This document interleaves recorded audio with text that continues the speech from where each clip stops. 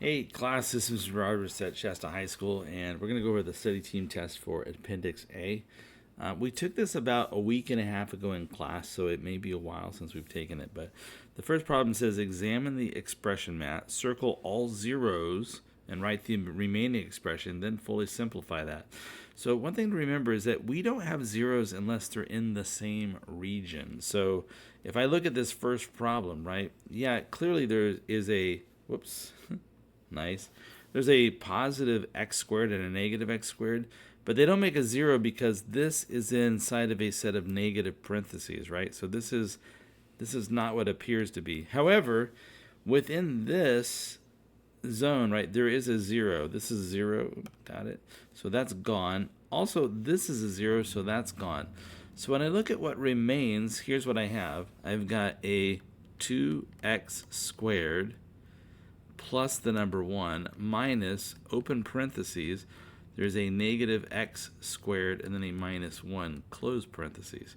So that's the significance of this, right? This region is minus and then open parentheses and everything that's in here. So there's a negative x squared and a negative 1.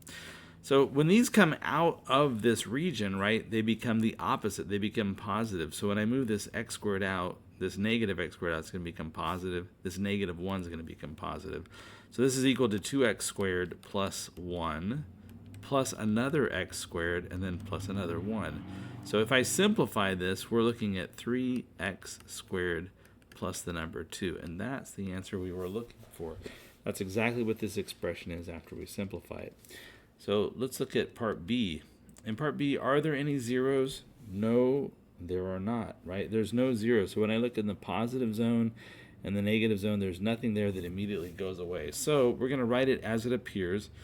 There is a positive x squared, and then there's a plus 2x, and then there's a plus 2.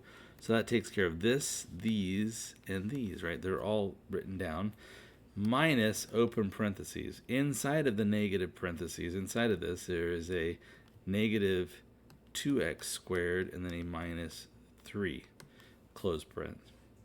All right, so we're going to bring these things outside of the parentheses, right? So when I do that, we are now looking at x squared plus 2x plus 2, and then we're going to have a plus an additional 2x squared, and then plus the number 3. And you can see what's happening here, right? The things inside of the parentheses become the opposite of what they were when I moved them up. They became a positive 2x squared and a positive 3. So as I look at this, right, what do I see? I see 3x squared, and I see a plus 2x, and then I see a plus 3. So this is the answer that we're looking for. That's the fully simplified version of the polynomial that's represented by these algebra tiles. Right, let's go to question 2. So in question 2, we're doing the same thing, except this time we don't have the algebra tiles. So when I look at this, there's clearly a 10 and plus 12x. Now, these things are going to come out, and when they come out of this, they're going to become the opposite. So there's a positive 4, so it's going to become a negative 4. There's a positive 9x, so it's going to become a negative 9x. So when I look at this, I've got a 10 minus 4, which is the number 6, and I've got 12 minus 9x, 9, 10, 11, 12, which is plus 3x. So you can write it this way. Typically, we write the 3x and then the plus 6, but either answer is acceptable. This is 3x plus 6. The next one, same deal, right? I'm going to be bringing things outside of these negative parentheses. So this is going to become a, whoops, I do not intend to move that. Let me lock that picture in place. There we go. Whoops. Now nothing will move around on the page. Let's come back here. This is the problem. So this is going to become a 6, and then we're going to have a 6, and then we're going to have a plus 3x squared. Or 3x rather. You can see it was negative 3x side inside of these parentheses. When I bring it out, it's going to become positive, or the opposite of what it was. Opposite of what it was is going to become a minus 4. There is a positive 7x and then plus an additional 6. So if I look at this, I've got 6 and 6, which is 12, minus 4. 12 minus 4 looks like the number 8. And then I can see I've got a 3x and a 7x. Those are like terms, which is 10x. So if I want, I can leave it like this, or probably I would prefer 10x plus the number 8. That's what that expression is once it's fully simplified. The big idea, guys, is when we see a negative outside of parentheses like this, right here, I have to bring these things outside. This is going to become a positive 3x when it comes outside of the parentheses, and this is going to become a negative 4 when it comes outside of those parentheses with this negative symbol sitting in front of it. That's all there is. It basically says, hey, we want to take the opposite of everything that's inside of there. So look at what's inside of there, take the opposite of that, and you're good to go. All right, next, it says solve each equation. So here's a beautiful equation. Oh, and we get a chance to practice this bringing things out of the parentheses. So again, we're going to be taking the opposite of everything that's inside of there. Well, what's inside of there is a positive 2x, so that's going to become a negative 2x. And there's a negative 15, which is going to become a positive 15. On the other side of this, we've got a negative 15 and then a 4x. So I'm going to choose to add 15 to both of the sides, right? So as I go to my next step, I'm thinking add 15 to each side. When I add 15 to my left-hand side, it becomes 4x. And when I add 15 to the right-hand side, it becomes negative 2x plus 15, which is going to make 30, right? Because I've got 15 already, plus another 15 makes 30. The next thing I'm going to do to both sides is I'm going to add 2x. When I add 2x to the left-hand side, it's going to become 6x. When I add 2x to the right-hand side, it's going to be the number 30. And then the final thing I'm going to do to both sides is divide by 60. Or, I'm sorry, divide by 6. Not 60, just 6. When I divide the left-hand side by 6, it becomes 8. And when I divide the right-hand side by 6, it becomes just the number 5. So x is 5. Let's go to part B. Okay, so we've got the number 76 here. And on the right-hand side, I've got 4x and 2x. Those are like terms, so I'm going to write that as 6x plus the 4, right? The 4 is there. And over on the left-hand side, it's still 76. I'm going to take away 4 from each side. When I subtract 4 from this side, it's 72. When I subtract 4 from the other side, it becomes 6x. And now I'm going to divide both sides by 6. I'm going to take the number 72 and divide it by 6, right? And I should write these things down. This right here from here to here was a rewrite. I just rewrote the 4x plus 2x became 6x. The next thing that I did was I subtracted 4 from both sides. And now I'm going to divide both sides by 6. When I do that, I get that x should be the number 12. So 12 is x. Or you can reverse that and write x is 12. X is 12. Right, let's move on. Next, we were asked to simplify these expressions. This is there's 2 of them, right, in 4. This is the first one. So the first thing I'm looking at is the 12 over 28. When I look at the fraction 12 over 28, that thing reduces to 3/7, right? It reduces to the number 3 over 7. And if you want, you could say, hey, 3 times 4 gives me the 12. 7 times 4 gives me the 28. So you can see 3 times 4 is 12. 7 times 4 is 28. So what I've written down here is exactly what I had. But the nice thing is I can see, oh, there's a giant 1 in the form of 4 over 4. That's gone. So let's continue to do that with the x's and the y's. I've often suggested writing down the smaller one first. So I'm going to write x squared in the denominator. I'm going to mirror that in the numerator.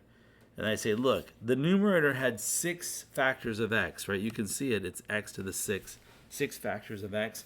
I've just placed 2 factors of x in the numerator, so I need an additional 4 factors of x. So I'm going to write x to the 4th power. So you can see what I have in my numerator is exactly 1, 2, 3, 4, 5, 6. That's 6 factors of x up top, 2 below. That's clearly the number 1, x squared over x squared. So I'm left with 4 factors of x up top. And then finally, let's deal with the y's. I'm going to go ahead and write a y squared in the top, a y squared in the bottom. The bottom should have 15 factors of y. I only have 2. So how many more factors of y do I need to get up to the 15? Answer, I need 13 more of them. So I'm going to multiply this denominator times y to the 13th. Okay, looking at it, there are 2 factors of y on the top. There's 2 factors of y on the top of both the original and what I've written down. And in the original and what I've written down, there are 15 factors of y. The benefit of the way I've written it is you can see clearly that is a giant 1. And what am I left with? Well, in the top, we've got 3x to the 4th, 3x to the 4th power. And then in the denominator, it's 7y to the 13th. That's my final answer there. Let's jump over to, part B. It wasn't labeled part B, but if I look at that, there's factors of x's and there's factors of y. There's no numbers in front of these, right? There's no other factors except for factors of x and y. If I look at my factors of y, I can see that there's negative 7. So that's dividing by 7. I'm sorry, dividing by y 7 times. This is multiplying by y 7 times. And when I combine those, that's y to the 0 power. So that equals 1, right?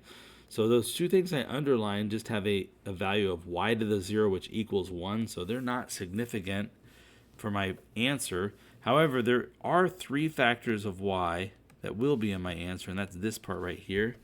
And then if I look at my x's, there are 6 factors of x times 3 more factors of x. That's 9, and then 10, 11. So I have 11 factors of x. I show that as writing in base of x, and there are 11 of those being multiplied. So that answer is y, and then I've got x, x, x, x, x, x, x, x, x, x, and then one more x. 11 factors of x times 3 factors of y. That's the answer for that part. Let's move down to question 5. Now, for this problem, I'm giving you a value of both of x and y, and we're going to plug those in and evaluate it. So the first thing is x is getting squared. So you can see I'm using these parentheses, and I'm showing that something's getting squared, and we'll plug that in a minute, plus 7 times something, we'll plug that in a minute, plus 4 times the quantity of something plus 2, close that off, and then minus the number 10. So the way I've set this up kind of nicely, I can come in and I can say, hey, x is the number 2, so I'm going to place a 2 here, and I'm going to place a 2 here. The next thing that I have, and I think I'm out of, I got this green pen, very nice. I'm going to go ahead and circle this 4, right? And I'm going to go ahead and put a factor of 4 right there for y.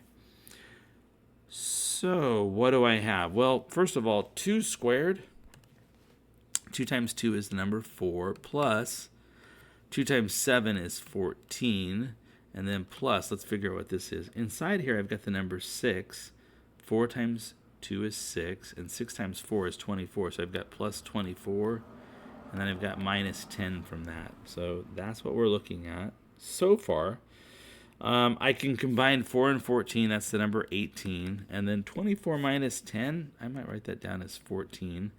And if I combine those numbers, 18 plus 14, I get the number 32. So this is the number 32. All right, that's question 5.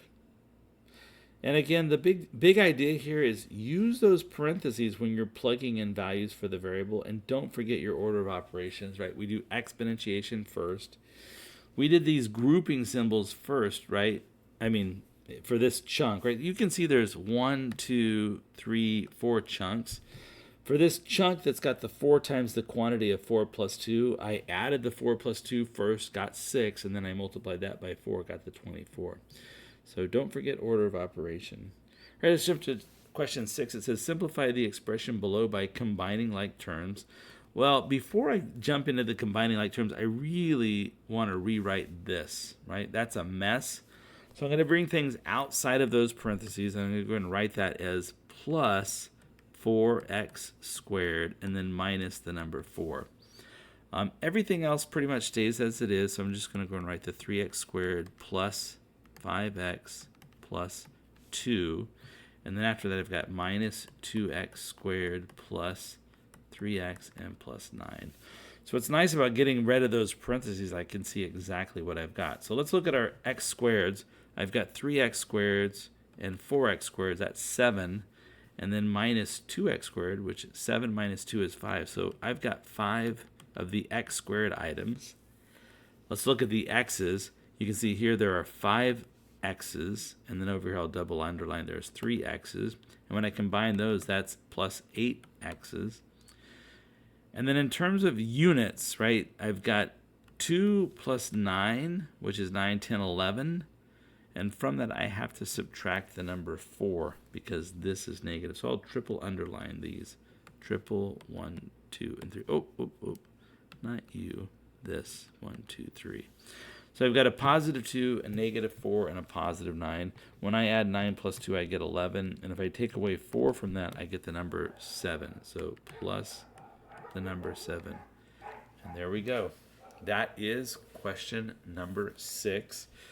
Question 7. So we have one function, right? This is our function. And it's asked us to evaluate for 3 different values of x. One time x will be 3, x will be negative 2, and x will be 5. I suggest writing down this expression 3 times. So I'm going to go and do that. I'm going to go 3, open paren, something's going to get squared, plus 2, open, close paren, 2 times something, and then plus 4. And I'm going to do that again. 3, open paren, something's going to get squared, plus, I'm going to double something, and then plus 4. So that's what it says, right? Something gets squared, I double something, and then I add 4. Something's going to get squared, so I'm going to have 3 times something getting squared, plus 2 times something, and then plus 4. Oops, plus 4. All right, so let's go ahead and bring these numbers in. So in the first case, I'll bring in 3. So if x is the number 3, if x is the number 3, this is a 3 and this is a 3. Next, if x is the number negative 2, this is negative 2, and this is negative 2.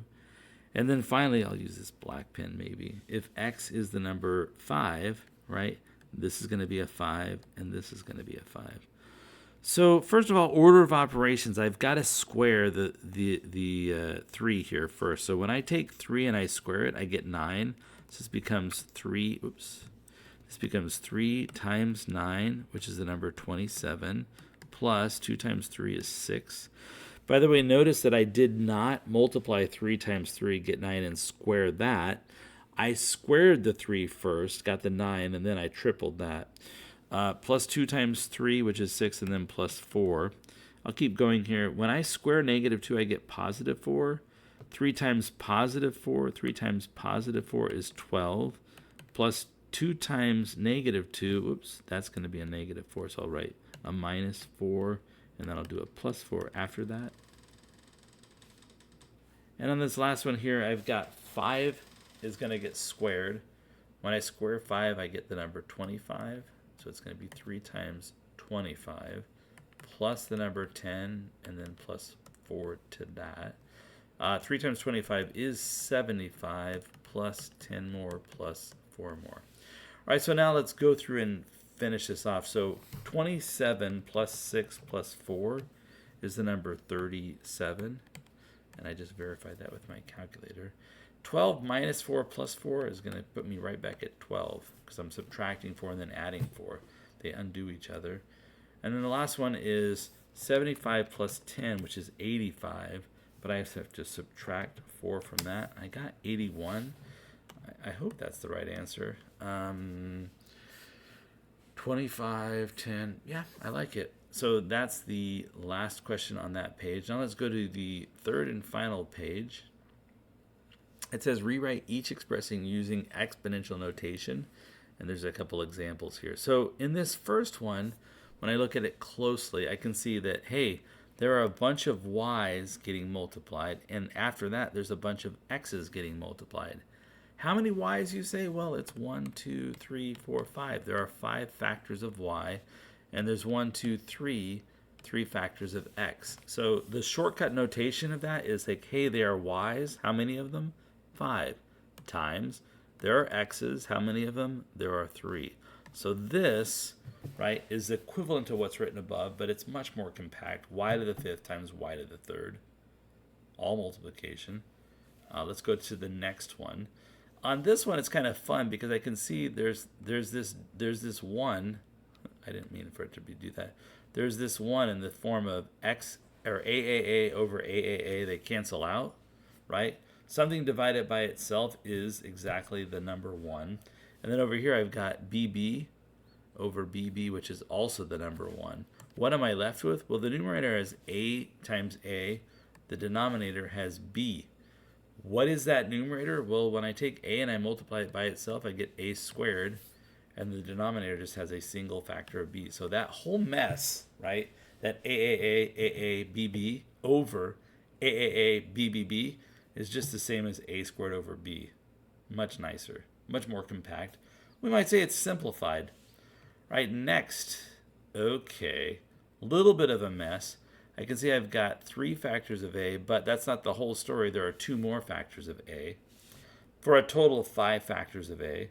I've got 3 factors of B and 1 more factor of B for a total of 4 factors of B, and I have 4 factors of C. So let's put it all together. How many factors of A do I have? I've got 1, 2, 3, 4, 5, so it's A to the 5th times. I've got 4 factors of B, B, times another one, B to the 4th. And then finally, there are exactly times 4 factors of C, C to the 4th. Right, and that's that problem. We're winding things up quickly. Next, it says calculate the value of each function for an input value of 4. So f of 4, and there's 3 different functions this time, right? So the first one, again, each one of these functions is going to be receiving an input value of 4. So my goal here, I should set this as background again. Oops. Set picture as background. There we go. So my goal here is to go ahead and feed a value of 4 into each one of these, and then evaluate that what it becomes. So the first one, when I feed the number 4 into this function, right, what does it become? It becomes 5 times 4 minus 8 over the number 4. Well, 5 times 4 I can do. That's the number 20. And 8 over 4, 8 divided by 4 is the number 2. And 20 divided by 2 is the number 18. So this becomes 18. The next one, again, I'm feeding the number 4 in as my input. So it's going to become the square root of something. What? 2 times that input of 4 plus 8 more. I'm going to divide that, whatever that is, by 8. Well, what is that? Let's look at the top. 2 times 4 is 8. And 8 plus 8 is 16. So I'm looking at the square root of 16 is this numerator way down here. The denominator, don't forget, there's still a number 8 there. So we're looking at the square root of 16 over 8. What is the square root of 16, you ask? It turns out it's the number 4, because 4 times 4 is 16. So this is 4/8, and I know you see it, you identified it, you know what it is. That's the number 1/2. So there we go. When x is 4, that thing becomes the number 1/2. Again, I plugged in my value of 4, and I evaluated each step of that. Last problem in this group. Again, input is the number 4. Let me pause this recording for just a moment. So again, we're looking at the exact same value for input, which is 4. So that's going to go into this function. When 4 hits it, right, every single place I see in the definition of the function is going to get a value of 4. So it's going to become 2 raised to the 4th power plus 4 more. So 2 to the 4th power, we've got calculators. We can type that in. But remember what this means. It just means 2 times 2 times 2 times 2. Yes, you're correct. There are 4 factors of 2. 2 times 2 is 4, times another 2 is 8, times another 2 is 16. So we're looking at 16 plus 4, which is the number 20. Of course, you don't have to write that out. You can just ask your calculator, what is 2 to the 4th power? And then increase that by 4 more, and you're going to get 20. So we had 18, 1/2, and 20. Last question on this study team test. It says, hey, the graph of f of x is shown it right. So if you're looking, this is a full definition of the function f of x. Now, it has a restricted domain. You can see it has a beginning and it has an end. And in fact, if I go down here, the domain starts at the number 5, and it goes all the way for all these x values until right here where it stops. So the domain are the x values that have outputs, and the domain of this function, right, is everything. So I'm talking about my x's, everything between -5, including that beginning, right, because it's a solid dot above the -5, all the way up to the number 5, 6, 7, 8, all the way to the number 8. So all these numbers, right, in here, from 5 to 8, positive, those are all in the domain. And if I gave you any one of them, you could look at this curve and say what the function equals, because why? Because it all has definitions, right? Now, if I said, hey, what is f of -6, 7, 8, like this right here, you'd be like, f of -8, it's got no definition, right? How do you know? Because you go above and you don't see the curve. You don't see the curve, right? So f of -8 is not part of the domain, right? It's not there. All right, so next, what is the range of this function, right? What are the range? I'll use this color blue, and I can see the largest value I see is right here. You can see it. And then it goes all the way down. The range goes all the way down to the smallest value right here. And you can see that also. So the range is everything from here to here. What are those? They're y values, right? Ranges are always the y values. And the smallest value in the range I see is -6, right? It starts way down here at -6. And it goes all the way up to +4, right? It's just below the 5 there. So the range is all the y values from -6 to +4. Yes, it's continuous. I can give you an x that would give you any one of those values that you wanted. All right, last parts. It says, hey, tell me what f of 2 is and tell me what f of -4 is. I'm going to erase all this. If you wanted to look at it again, you can rewrite it again. We're looking at a definition of the curve of the function f of x. And the question is, what's f of 2? Well, f of 2 is 0, 1, 2. This is the number 2. And if I go straight up from 2, right, until it hits the curve right here, I can say, oh, what is that number? What is that y value when x is 2? Well, when x is 2, the y value is 1. So 1 is the output when x is 2. I just put the number 1 there. So when I give that function 2, it gives me back an answer of 1. And then finally, -4. If I give this function -4, you can see it's right here. Here's the -4. What's y when x is -4? Funny you should ask that. I'm just going to go up to it, and I'm right here. And what is that number? Well, it turns out that number is x is 3. That's terrible looking. That's not a great looking 3. I'll write a 3 with this. Is that better? Not really. But when x is -4, y is the number 3. All right, guys, that's it for that study team test. That was nothing. That was not part of it. Feel free to rewind, fast forward, look at it, see if you have any questions about any of these parts. Again, you can expect a similar set of questions for your individual test on Wednesday of this week. This is Mr. Roberts at Shasta High School. Have a great evening. Talk to you later.